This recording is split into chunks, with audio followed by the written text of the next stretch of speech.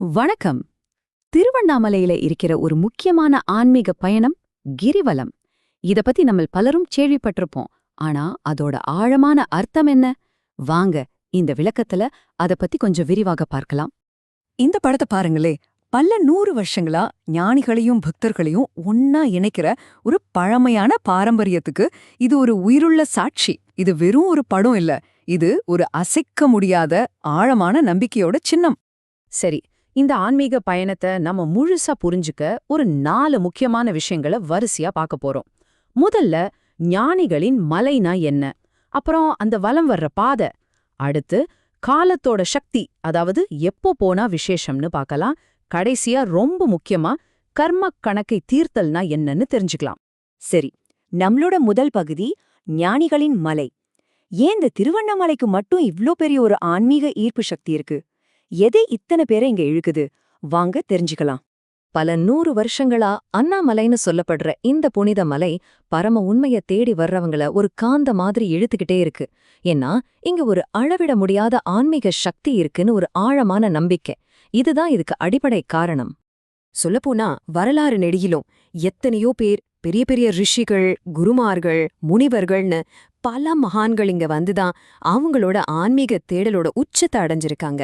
அப்போ அந்த உச்சக்கட்ட இலக்கு என்ன? அதுதான் மோக்ஷம். இது வெறும் வார்த்தை இல்லங்க. இந்த பிறப்பு இறப்புங்கிற முடிவே இல்லாத சுழற்சியிலிருந்து முழுசா விடுதலை அடைஞ்சு ஒரு பேரின்ப நிலையை அடையறது. இங்க வந்த ஞானிகள் அடைஞ்ச அந்த கடைசி பரிசு இந்த மோக்ஷம்தான். சரி, இப்ப நாம அடுத்த பகுதிக்கு போகலாம். வலம் வரும் பாதை. இங்க செய்யப்படுற அந்த மையமான ரொம்ப முக்கியமான ஆன்மீக பயிற்சி என்ன? அந்த பயிற்சி தான் கிரிவலம். ரொம்ப எளிமையான பெயர்தான். கிரீனா மலை, வளம்னா சுற்றி வருதல். அதாவது அந்த புனித மலையை சுற்றி வர்றது. இது ஒரு பக்தி பூர்வமான செயல். இதுல சுவாரஸ்யமான விஷயம் என்னன்னா, இது ஏதோ அந்த காலத்தோட முடிஞ்சு போன கதை கிடையாது. இன்னைக்கும் கூட ஞானிகள் சூக்ஷ்ம ரூபத்துல கிரிவலம் வந்துகிட்டே இருக்காங்கன்னு சொல்லப்படுது. இது ஒரு உயிரோட்டமான தொடர்ந்து நடக்கிற ஒரு விஷயம். அடுத்ததா காலத்தின் சக்தி. அதாவது இந்த கிரிவலத்தை எப்போ பண்ணா அதோட பலன் அதிகமா இருக்கும், நேரத்துக்கும் இந்த பயணத்துக்கும் என்ன சம்பந்தம்னு பார்க்கலாம். சுவாபாவிகமா நம்ம மனசுல ஒரு கேள்வி வரும் இல்லையா? கிரிவலத்தை எப்ப வேணாலும் பண்ணலாமா? இல்ல அதுக்குன்னு சில குறிப்பிட்ட நாட்கள் இருக்கா? அந்த நாள்ல போனா ஏதாவது விசேஷ சக்தி கிடைக்குமா? ஆமாங்க, அதுக்குன்னு விசேஷ நாட்கள் இருக்கு. குறிப்பா ஒவ்வொரு மாசமும் வர்ற சிவராத்திரியும் அமாவாசையும் கிரிவலம் போறதுக்கு ரொம்ப ரொம்ப சக்தி வாய்ந்த நேரமா கருதப்படுது. இப்போ நாம இந்த விளக்கத்தோட ரொம்ப ஆழமான இறுதி பகுதிக்கு வந்திருக்கோம். கர்மக் கணக்கை தீர்த்தல். இந்த கிரிவலம் போறதுக்கு பின்னாடி இருக்கிற உண்மையான ஆன்மீக நோக்கம் என்னவா இருக்கும்? நம்பிக்கை என்ன சொல்லுதுன்னா, பக்தர்கள் ஞானிகளோட சேர்ந்து அந்த மலைய வலம் வரும்போது அவங்களோட கர்ம கணக்கு ஒரு தெய்வீக பரிசீலனைக்கு உள்ளாக்கப்படுது. இதுதான் இந்த நம்பிக்கையோட உச்சம். அதாவது கிரிவலம் வர்ற ஒரு பக்தர் மேல அங்க வலம் வர்ற ஒரு ஞானியோட உடம்பு லேசா உரசுனா கூட போதும், அந்த பக்தரோட பாவக்கணக்கு முழுமையா முடிக்கப்படுதுன்னு ஒரு அசைக்க முடியாத நம்பிக்கை இருக்கு. இப்ப கர்மானா என்னன்னு ஒரு கேள்வி வரலாம். அத புரிஞ்சுக்கிட்டாதான் இதோட ஆழம் நமக்கு விளங்கும். ரொம்ப சிம்பிளா சொல்லணும்னா, நாம செய்யற ஒவ்வொரு செயலுக்கும் ஒரு விளைவு இருக்கு இல்லையா?